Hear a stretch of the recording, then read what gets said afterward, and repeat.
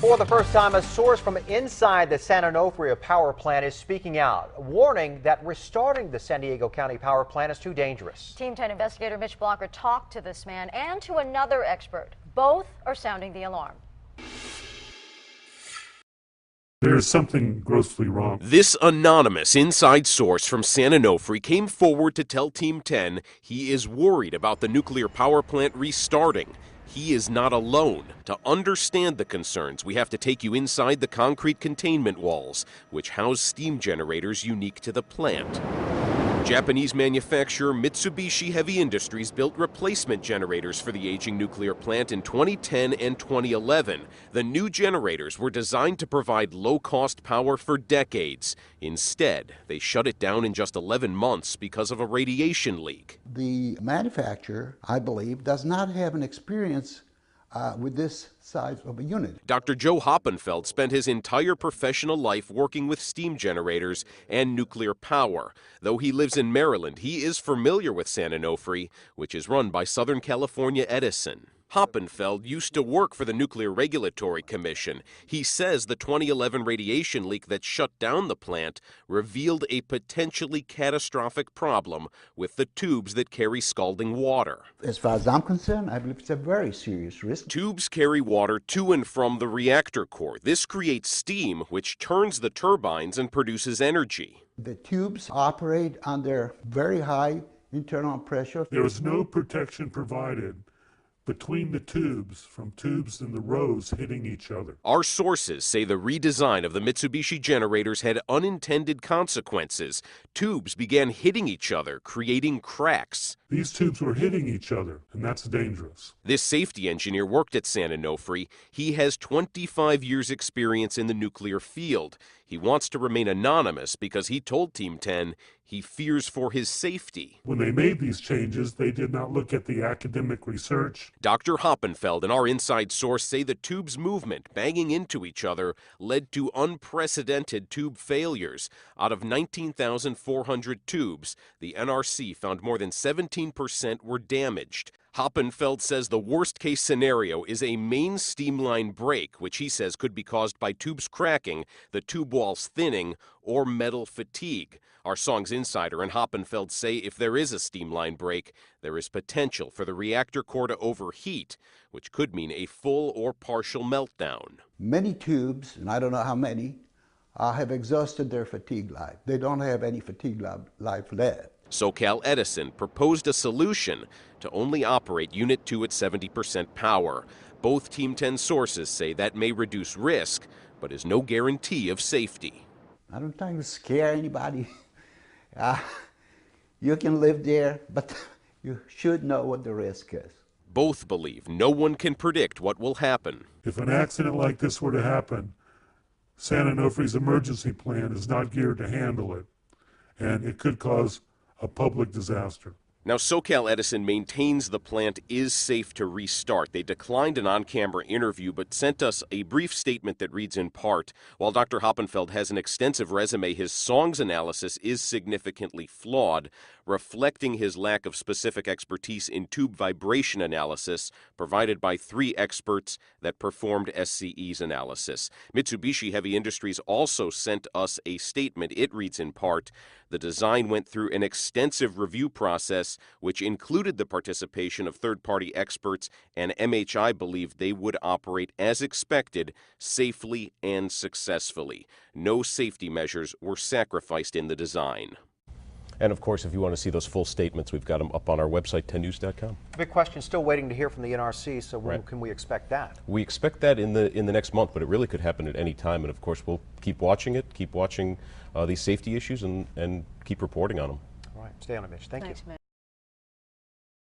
All right, this just into our newsroom. San Onofre Units 2 and 3 may be retired. That is, if government regulators do not approve the restart of the nuclear plant. That development coming straight from the CEO of Edison International, which is the parent company of Southern California Edison. Meanwhile, Team 10 has sources inside the plant, one who snapped a picture that's raising a lot of questions. It shows plastic bags, tape, and broomsticks used to fix a massive leaky pipe. Now, the source gave the picture only to Team 10 investigator Mitch Blocker. If a picture is worth 1,000 words, this one may be worth as many questions. San Onofre's owners confirm this was taken in Unit 3, but did not say when. The source who provided it says it was taken last December. Unit 3 is the same unit that leaked radiation in January 2012. The plant has been shut down since. The picture shows plastic bags propped up by broomsticks supported by tape covering an industrial pipe. San Onofre said in a statement staff identified a small leak in the water box and will perform maintenance per our scheduling process. In the meantime, plastic is in place to direct the water from the small leak to a drain. We sent this picture to the Nuclear Regulatory Commission. They took a couple of days to analyze it and then said it is a saltwater leak and is not dangerous. They say staff at San Onofre will repair it when they have time. Team 10 sources question if this is the manner in which a nuclear power plant should be maintained. If that's nuclear technology at work and that's how we're going to control leaks, I think the public should know. Sources inside San Onofre want to remain anonymous. They came forward because they said the public has a right to know about the plant's condition, especially as the NRC decides whether the plant will be allowed to restart. Unit 2 is the generator under consideration for restart, not Unit 3 where the picture was taken. When the radiation leak was found in Unit 3, both generators were turned off as a precaution. So far, there are no plans to restart the generator where the picture was taken. The Nuclear Regulatory Commission is considering a request to restart Unit 2 in June. I was there the day it shut down. I wouldn't trust them to turn it back on. The source also points to what appears to be corrosion on the pipe as a sign of the power plant's age. The source said rust is rampant throughout the plant, including what the source calls a fire suppression pipe, which protects Units 2 and 3. There's a pipe that runs along the security fence from one side of the plant to the other side of the plant. It's totally blistered. Rusted. Rusted. Corrosion. San Onofre spokeswoman said to take an isolated picture and leap to some kind of conclusion about maintenance is a pretty big leap. Other sources inside San Onofre told Team 10 an unprecedented level of wear and degradation, which caused the plant's shutdown in the first place, makes starting San Onofre again risky. We are dealing with unknown territory here, which has never been explored before. San Onofre disputes those claims and says the plant is safe to restart. Records obtained by Team 10 show San Onofre staff were concerned about hundreds of corrosion notifications and degraded equipment throughout the plant. Staff sent a letter to management saying San Onofre clearly has a serious corrosion problem in pipes throughout the plant. This is nuclear. This should be tip-top. Everything in that plant should be tip-top, not bottom of the barrel. Now again, San Onofre says the plant is safe to restart. The NRC is expected to announce its decision on restarting Unit 2 at 70% power in the coming weeks. With Team 10, I'm investigator Mitch Blocker. Well, it's the video San Onofre never wanted the public to see. Senior management dressed as Star Trek characters in a spoof video. Team 10 investigator Mitch Blocker found it was shot in the plant's training simulator.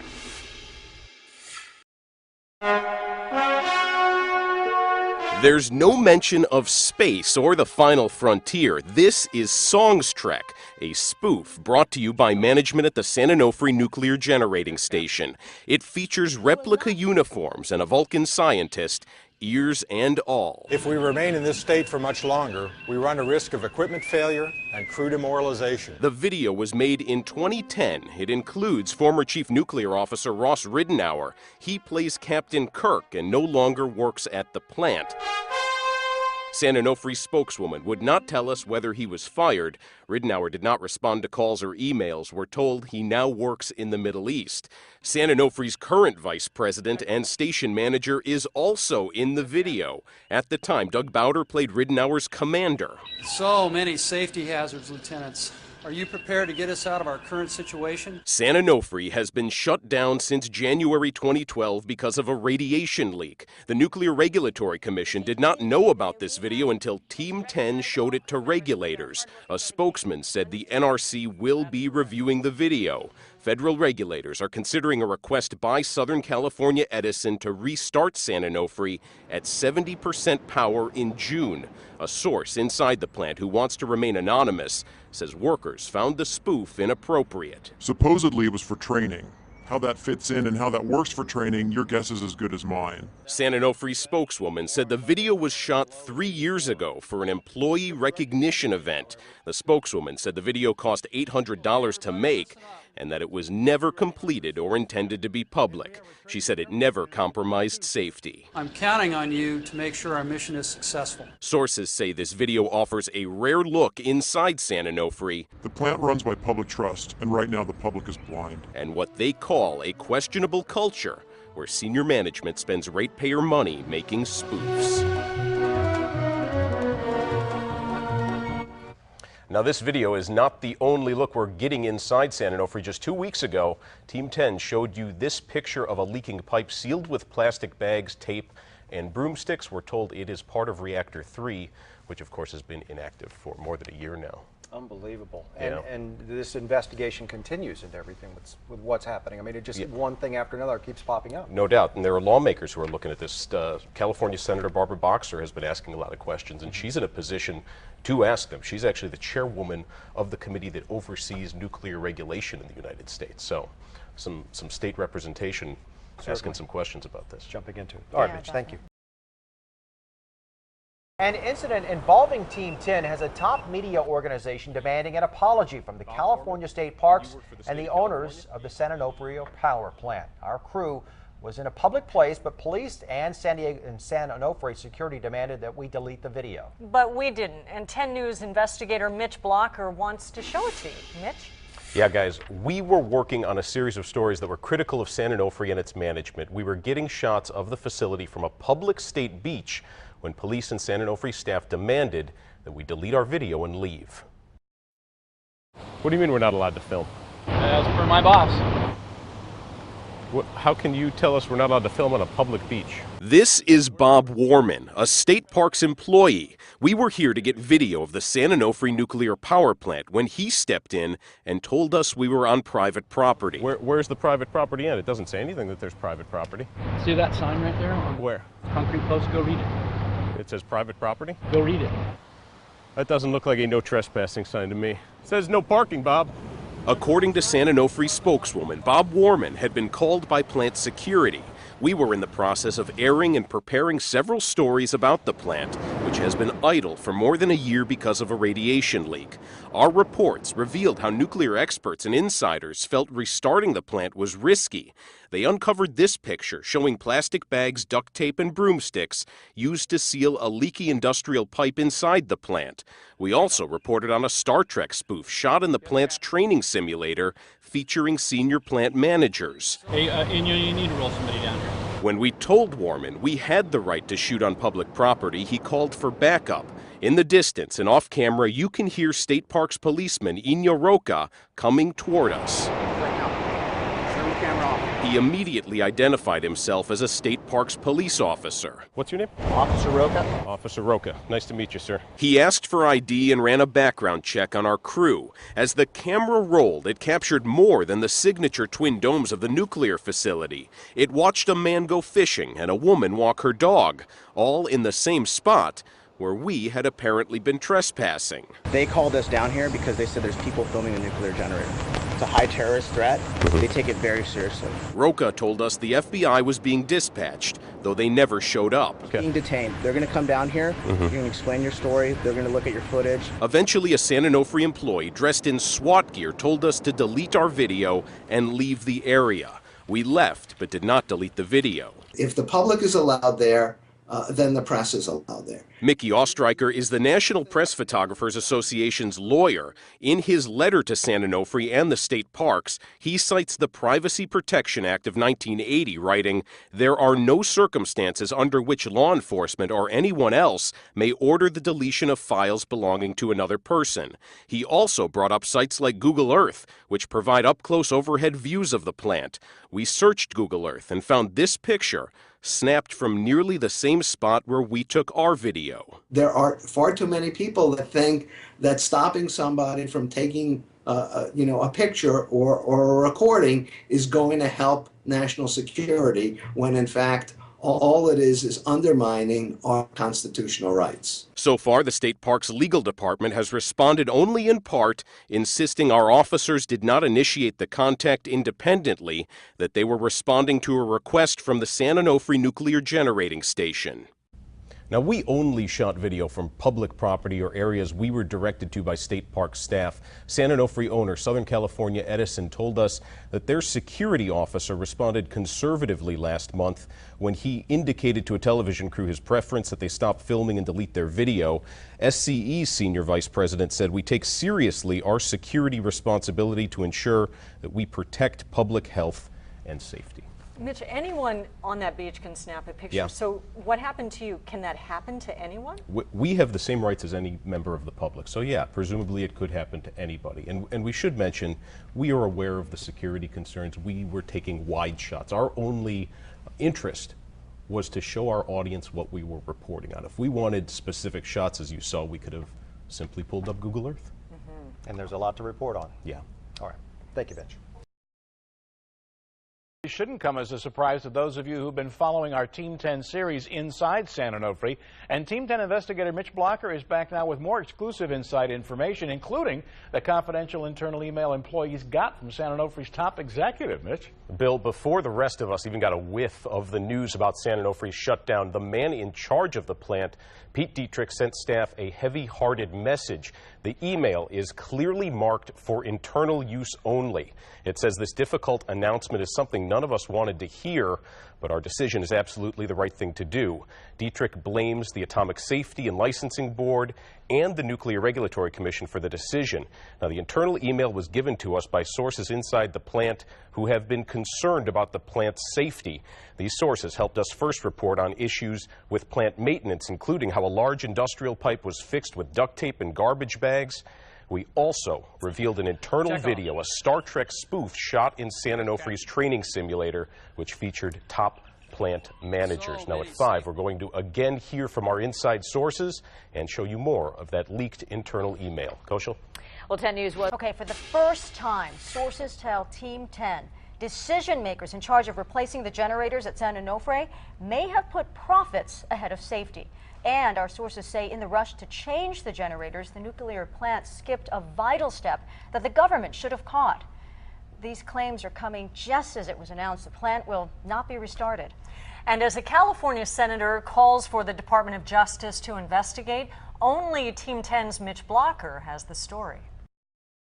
SCE and Mitsubishi Industries were under a time pressure to build and install these steam generators as soon as possible, because Edison was losing money with the old steam generators. This safety engineer worked at the San Onofre nuclear generating station. He told Team 10 Southern California Edison wanted to increase power output using nuclear reactors that featured new, redesigned steam generators. He says more power meant more profit. If they wanted to install new additional tubes and make changes to the design. Our source wishes to remain anonymous because he fears for his personal safety. He says with more tubes and bigger tubes, more steam would be created to create more power.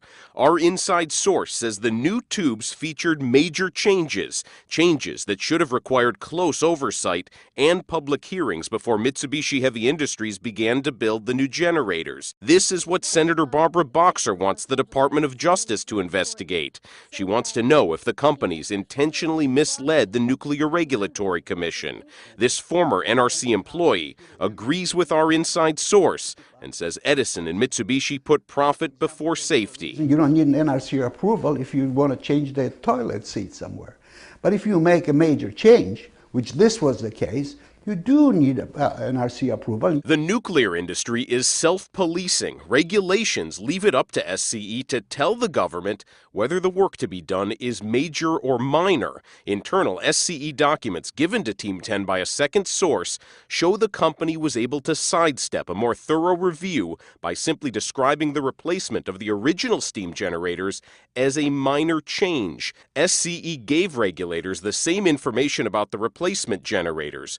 One document reads, replacement of the steam generators is a replacement in kind in terms of an overall fit, form, and function with no or minimal permanent modifications to the plant's systems, structures, and components. Our sources say this description of the project allowed Mitsubishi and SCE to fast-track it by avoiding public hearings and minimizing oversight. The result, sources say, is that mistakes were made. They did not have the experience to design these replacement steam generators. Hoppenfeld agrees, saying Mitsubishi's plan for new replacement generators was faulty. I went through their analysis. Their analysis is completely invalid. It's full with errors. In addition to San Onofre, SCE is an ownership partner in the Palo Verde nuclear plant near Phoenix. SCE had access to information on how Palo Verde was built. Its steam generators are running without significant problems. Our sources wonder if SCE missed an opportunity. And the question is, why didn't they design the San Onofre steam generators to do the same thing? Instead, the teams from Mitsubishi and SCE created, built, and installed first-of-their-kind generators at San Onofre. The tubes surrounding those new generators developed hundreds of cracks, leading to a small radioactive release and a shuttering of the plant, which will never be restarted. The ultimate responsibility for running the plant's safety is in the hands of Edison. But Dr. Hoppenfeld says his former employer also shares blame for what happened at San Onofre. He says the NRC had to know what was going on. The NRC had the last chance. They had the last call. They could have stopped it. We also asked SCE about our sources' claims that it put profit before safety. We were referred to a statement made last week by the company's CEO when it announced that the plant would close for good. He said, quote, when we went through that analysis, which takes quite some time to do, we determined that much of it was really standard. We also were referred to a previous statement made by the chief nuclear officer who said, quote, SCE would never and did not install steam generators that it believed would impact public safety or impair reliability. With Team 10, I'm investigator Mitch Blocker.